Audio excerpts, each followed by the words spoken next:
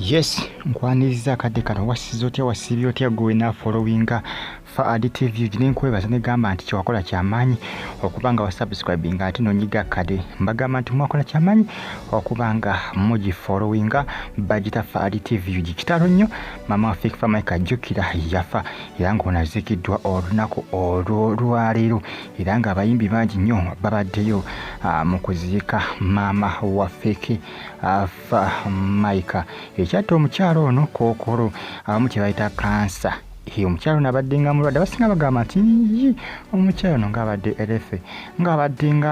akwamanga alaga ng'omuntu alikiriya omulamu ali obulungi ne munnange ebintu by'ensi bwe bityo naye nga kitalo nnyo ekya maama wa Fik Fameica ono munnange yakoze ki azikiddwa olunaku olwaleero abayimbi bangi nnyo babaddeyo mu bungi okuba nga bakola ki okuba nti nno munnange bazikirako Fik Fameica bayimbi babadde bangi nnyo nga gyenkomeza maama yooyo bagamba nti ekyamuse nti kansa akubadde ebigambo bingi nnyo bagamba nti omukyala ndibanga yafudde eddogo nti bintu bya famire nga omanyi naye biseera bisinga omuntu bwafa ebigambo bingi nnyo ebyogerwa era nga simanyanga abamansiza omudagala ku keesi ye okusiba omuzimu bigambo bingi nnyo ebyogerwa ku muntu ng'afudde nga omanyi ebiseera bisinga munaye kamubeere ludda ne mubeera nga muli ku kika kyewammwe omuntu n'afa omuntu yena bigambo bingi nnyo ebyogerwa kakati wa maama wa Fik Fameica bagamba nti yafudde eddogo nti era bamansiza omudagala ku keesi ye nti okusiba omuzimu ebigambo bingi byogerwa era enkibweri abawakana bagamba nti kansa si eyamuse ebirwadde ebirala ebyamuse bigambo bingi nnyo ebyogerwa bannange ng'omuntu afudde mukimanyi nti abakungubazi abasinga babeera bagenze kugeya era abasinga bo tebakkiriza na ndwadde ezibabeera banawunsi nze balangirira ensi zaviiriddeko omuntu oyo okufa oyo abeera afudde era abasinga bakola ki bawakanya endwadde ezo nga bagamba nti bya bulimba naani ki mulekeraawo okulimba si obulwadde obwamuse bantu bangi bakola ki babeerawo nga baliwo okukola ki baliwo okubulokinga kugamba ebyo byonna ebiera byogeddwa ku nsonga y'omuntu oyo okufa kwe naye nga maama wa Fik Fameica bambi ye yafudde kitalo nnyo bya nnaku nnyo masiga nabiwoobe naye nga eby'omuzimu mugamba nti gwogerwa basaasanyiza omudagala ku keesi ye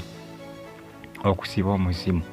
lwakuba neebuuza ani oyo agamba nti bamansiza omudagala ku keesi okusiba omuzimu yalabye ety omuntu amaasamansa omudagala anya ebiseera nga bagamba nti nannyini kaze oluusi yakeeyogerera oyinza okwesanga yagumansizaako nga akola ki eyeeyogeza era akugamba nga yakola ki yatokomoka omugambo ogwo naye nga byebyo mungere okubanga mufollowinga Fadi TV n'okugyekumira kubanga nze mba ne updates wano buli naku ezina value kyolina okukola kikimu kyokka kumfollowinga ate subscribing onyige kade nengero bategeeza nti Aromatic munnaye agenda kuba premieringa series empya mu wiiki eno gye bayita connections bagenda kuba bagipremieringa essaawa yonna mu wiiki eno bagita connections waliwo ne gye bayita sikandozi omanyi ki ekitegeeza sikandoozi obuvuyovuyo manyi sikandoozi zibamu bika bingi nnyo naye sikandoozi ezo ebiso singa ziba ziswaza ebiso singa oluusi eri abantu ababeera batayagala sikandoozi ezo okukola kikufuluma nga zigenda kubaswaza n'okubasaanyaawo buvidiyo bwa bukaba bividiyo ki ebiswaza vidiyo bamukwatidde embwenzi tayagala akavidiyo kasitwetinge ku internet bantu kumanya kavidiyo ako byonna bisikandoozi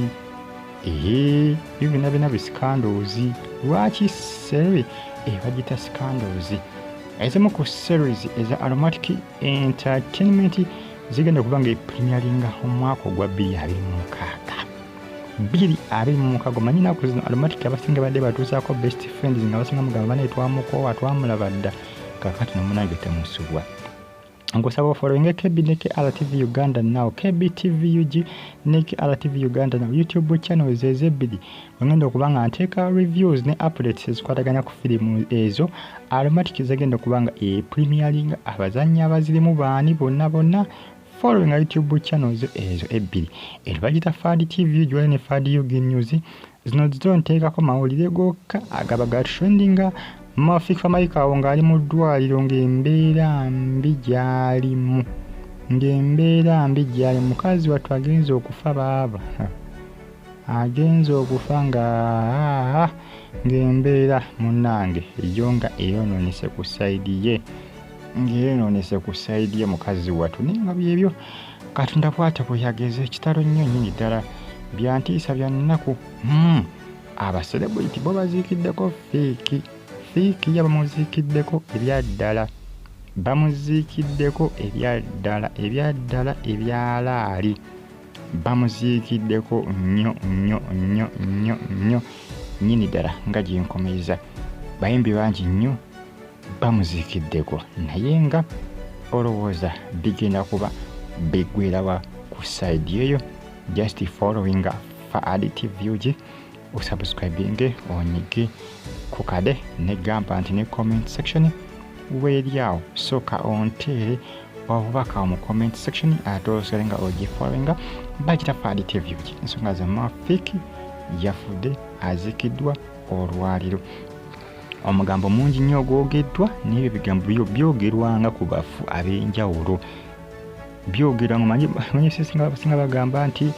mu ntaano mwe basinga bakasukamu eddagala okusiba emizimu egy'abantu. Ebiseseko omuntu bw'abanga afudde nga bassemutte nga mubaddemu ebintu by'eddogologo, abasinga basiba omuzimu, oleme kuddira abo, kubanga omuntu bw'afa basobola okwakisesinga n'okumanya abo abamusse, abasobola okukola kyokomawo n'akola ki, n'abalumba. Naye ng'ensonga zeezo,